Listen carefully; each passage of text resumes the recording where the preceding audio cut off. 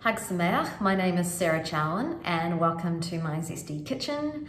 It's Shavuot, so let's eat dairy products. I'm going to take you through some delicious recipes. Three. One is a recipe for making your own ricotta. One recipe is for the classic New York cheesecake inspired by my mother's recipe, and she used this to woo my father, and I used it to woo my husband as well. And it is a foolproof recipe, very easy. And the other recipe is a ricotta and fig and almond cheesecake, and the base is gluten-free, and you could use this base for the classic New York cheesecake as well. Ricotta, just quickly, translates from the Italian, means twice cooked. It's actually made from the byproduct of when mozzarella is cooked and the whey is left behind. Ricotta is then cooked again, and it's a process where it separates the curds from the whey, and from the curds comes your ricotta. So we're going to make that, and with the byproduct left over, the whey that's left behind, you can use that and put into your challah, your babka, your baking, your muffins, your scones. So don't waste it. I highly recommend a water bath for your cheesecakes.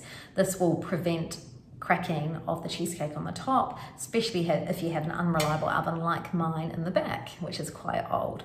So the science behind it is, if the cake tin is sitting in a bath of water inside a baking dish, it will get to boiling point, 100 degrees, and turn into steam. And that steam will rise in your oven and then create a vapor in your oven and create moisture. And that moisture will then cool down when it hits that cheesecake, because the cheesecake is cooler than the oven, and create a layer of moisture.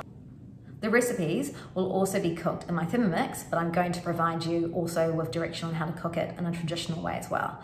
All my recipes will be supplied, and if you want to see more of what I've been doing, check out my Facebook page and my Zesty Kitchen, and to see what other recipes I've been cooking in my kitchen. Thanks. Classic New York cheesecake. This is so simple to make. First of all, we're going to melt the butter, and then we're going to add crushed biscuit crumbs. I'm going to crush them in my Thermomix, but you can do this in a food processor. You can also put them in a plastic bag and put your rolling pin on top of them and crush them that way. Add them, put them into your cake tin and press firmly down and make a smooth surface. Next thing I'm doing is milling my sugar with my lemon rind. You don't have to do this. You can add your finely chopped lemon rind with the cream cheese mixture at the next stage. The next step is add your whole eggs with the sugar, and we're going to beat that until pale, thick and creamy. You can also do this with a handheld electric beater or in your kitchen standard mixer. Now we're going to add the rest of the ingredients: your cream cheese, your cream, your lemon juice, and your cornflour. So it's easy, that's it. I've actually used a mixture of low-fat cream cheese and full-fat cream cheese, 50% fat, full fat, and 50% low fat. I'm just going to mix that, and I'm going to mix it again. As you can see, it's lovely and creamy. So the next thing is we're going to pour that into our cake tin. As you can see, I have covered my cake tin in foil, double insulated that, and that's going to go into the water bath. You can see me pouring the water in. The water's probably going to go up the sides of the cheesecake tin by about 1.5 inches. And that's going to ensure that the cheesecake is not going to crack on the top. Hag Sameach, enjoy.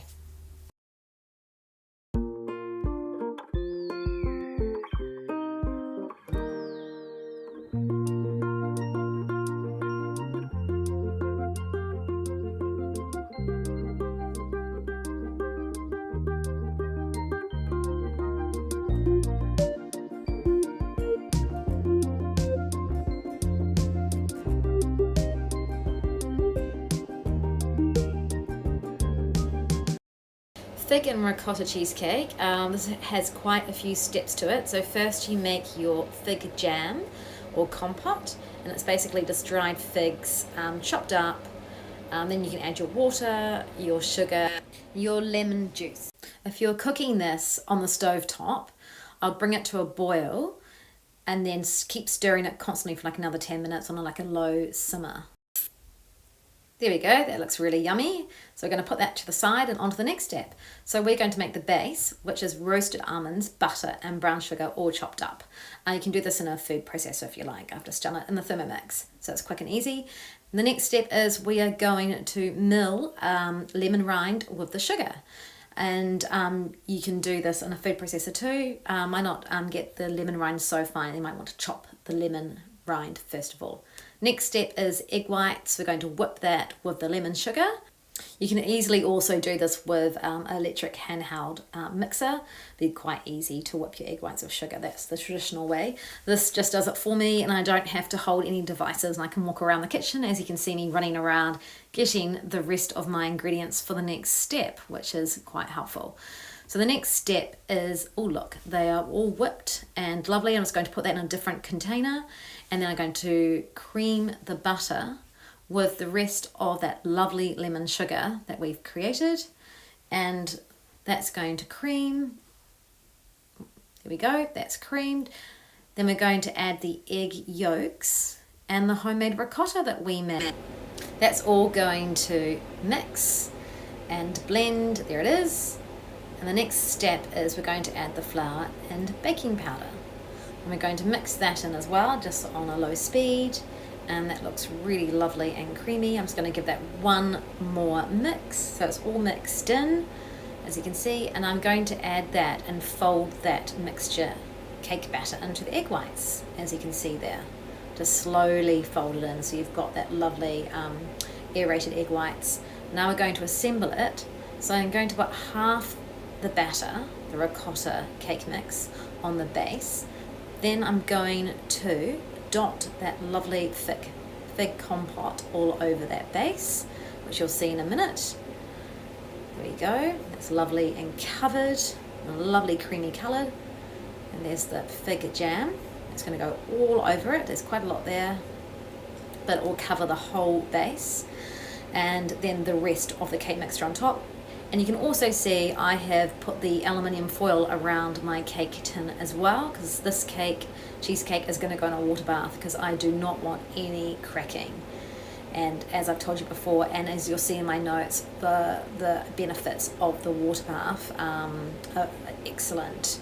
It's a great way to stop your cheesecake drying out.